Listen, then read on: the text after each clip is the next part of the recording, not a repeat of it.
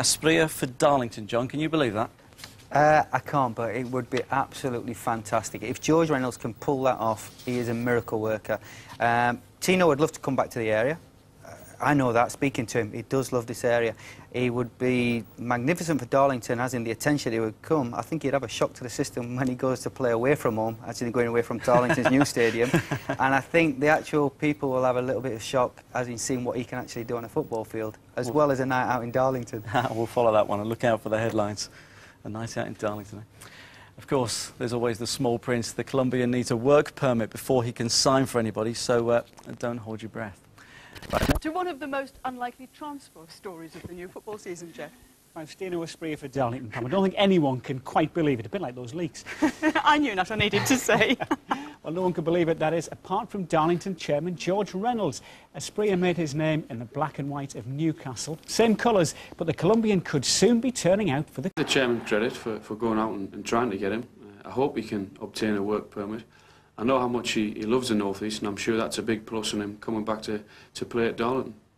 Well, Tino... League football on Tyneside and Champions League memories heading for Darlington then, Simon. Yes, Pam. I still can't quite believe this, but Tino Asprilla has apparently got the go-ahead to sign for Darlington. Fabulous. The Colombian is a legend at Newcastle after his Champions League hat-trick against Barcelona 5 years ago. Well, last night, the Darlington fans got their first glimpse of the man chairman George Reynolds hopes will lead a promotion charge. Tino's presence inspired the team to beat Carlisle 2-0. And today, the Quakers appealed for a work permit for the Colombian star after their initial application failed. The club's website announced late this afternoon that they've been successful, so Tino Asprilla will sign for Darlington and could make his debut at Kidderminster on Saturday. So, the man who... got away. Former Newcastle legend Faustino Asprilla should have been finalising his sensational transfer to Darlington today, but Tino has done a runner. It was a football fairy tale when Darlington announced the signing of Faustino Asprilla and paraded him in front of their disbelieving fans. But the fairy tale is over before it's even begun. The Quakers thought it was all systems go when they secured a work permit for him, but Tino refused to hand his passport over. I spent 7 weeks on this, and I'd done my utmost to do it, and it was nothing about money or anything else, because all the terms were agreed.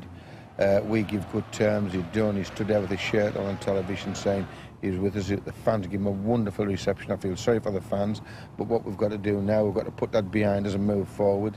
We can't let this upset the apple cart. Although I feel really good, I could put the blankets over me and have a bloody good cry, but what can you do? It appears obvious now that he had no intentions of ever joining Darlington. He came over here to use George's good offices to get his name back on TV, to let probably English football know he was available.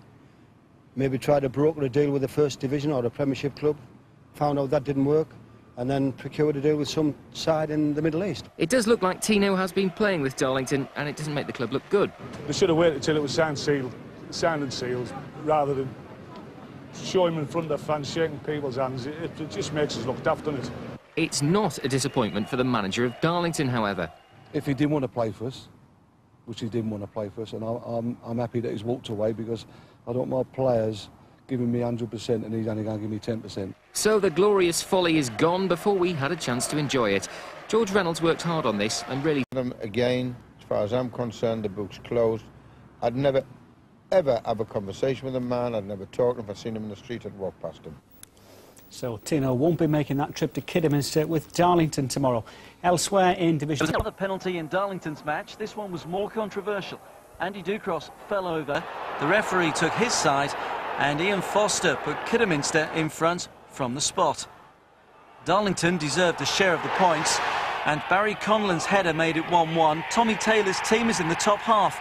Tino Asprilla's name was in the squad list on the match programme, so if you've got one, it could be worth keeping. Well, cricket's Candy...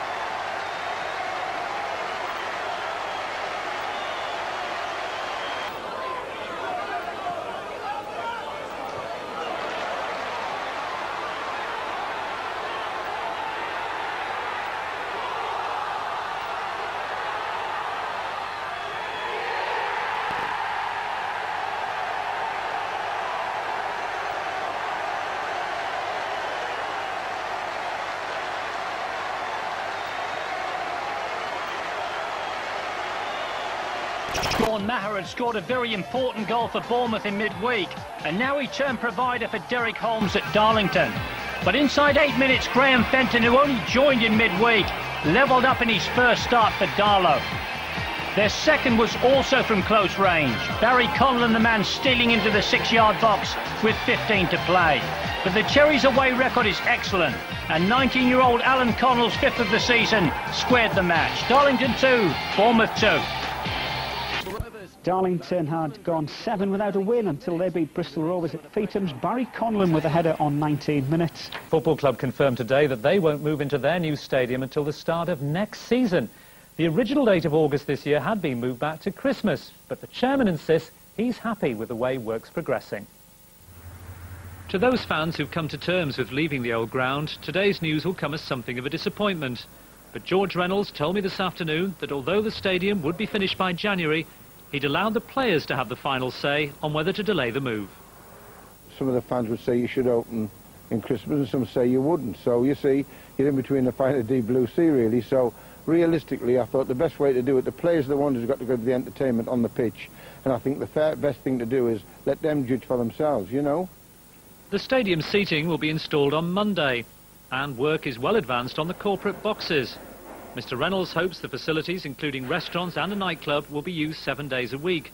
He wouldn't be drawn on whether the delay has been influenced by results on the pitch, but says he's waiting to prove his critics wrong at the official opening next summer. Let's take goals at Darlington, and Boston's on-loan striker Lee Thompson will no doubt have the video to watch with mother. Thompson scored a hat-trick to earn him the match ball, and Boston their first away win of the season. 3-0 down, the Quakers finished frustratingly well. 2 goals in the last 7 minutes. Ian Clark and Barry Conlon were both on the score sheet, but try as they might, they couldn't level the seesaw. Darlington boss Tommy Taylor could be next on the managerial magic roundabout. And Tommy Taylor celebrates a year in the job this Thursday, but George Reynolds, the Darlington chairman, has said that results need to improve. Move within 3 points of the leaders. Meanwhile, down at Exeter, Mick Tate was putting his name at the top of the list of 27 candidates for the Darlington job. In charge for the first time since Tommy Taylor was sacked, Tate's team were 4-0 winners at the other St James's Park. Captain Craig Liddle and substitute Matt Clark put them 2 up at the break. Barry Conlon's header made it 3. This against an Exeter side now coached by former Quakers boss Gary Bennett. Ashley Nichols wrapped up Darlington's biggest win of the season in the last minute. Victory over Scunthorpe at Feetham's tomorrow night, and Tate could have the job before the end of the week. On to rugby. 2 games, 4 points for Mick Tate as Darlington's caretaker boss, but the Quakers had to come from behind against Scunthorpe. Just 5 minutes gone when former Darlington striker Martin Carruthers scored against his old club, but Tate's team were level before the half hour. Ian Clark tripped by Stuart Palmer. Clark put away the penalty and Palmer was sent off near the end, but Scunthorpe held on for the draw. Down the road at Darlington, Turner's opposite number is hoping to strengthen his case to get the job full-time.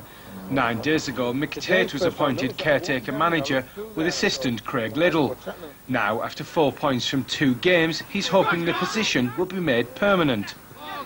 Well, the response I've had from the players so far, I would love to take the job because they've been magnificent in the week I've been in charge. The difficult thing is keeping that going, but yes, the chairman's had a lot of applicants. I think it must be about 60 or 70 now, but there's that many people out there want to do the job, you know. And obviously I'm in pole position at the moment and I intend to stay there. His credentials will be measured by his ability to move Darlington out of the bottom 3. If he fails, the chairman knows he has a number of other applicants who believe they can succeed. Neil Wainwright used to play for Wrexham, but he inspired Darlington to a victory over his former club. He set up the opening goal, bursting through and crossing for Barry Conlon to put the 3rd Division club ahead of the 2nd Division one. And it was his free kick that Craig Liddle headed in for the conclusive 2nd. Who needs Faustino Espria anyway? Darlington goalkeeper Michael Ingham is another Irishman who won't remember his debut too fondly. He was beaten inside 63 seconds following his loan move from Manchester City, Luke Rodgers' 11th goal of an increasingly productive season. And the Shrews went in 2 up at the break. It was really more of a clearance than a pass from David Artell, but Ian Stevens was onto it in an instant. Not bad for a 36-year-old. But that was as good as it got for Town, as Darlington staged a storming second-half comeback. Ryan Valentine's ball in found the head of Barry Conlon just after the hour mark. And then 8 minutes from time, a peach of a move straight off the training ground. Neil Wainwright with the clever dummy, and 19-year-old Clark Kelty with the fabulous hit. His first ever senior goal, and one that definitely deserved a point. Darlington's Clark Kelty had already had a penalty saved by Darryl Flahaven by the time Barry Conlon put his side in front by netting for the third Saturday running. And Southend's Tess Bramble had fired over from the spot before Ashley Nicholls' excellent finish doubled Darlo's lead. Bramble's late goal therefore couldn't alter the outcome. Darlington 2, Southend 1. Darlington combined youth and experience for another 2-1 win at Feetham's. 19-year-old skipper Craig Kelty had a penalty saved, but Barry Conlon showed the young uns how to finish with a good goal 9 minutes before half-time. Southend missed the chance to square the match with the second penalty miss of the afternoon. Tess Bramble, brother of Newcastle's Titus, was too high, and 3 points were guaranteed with 3 minutes to go.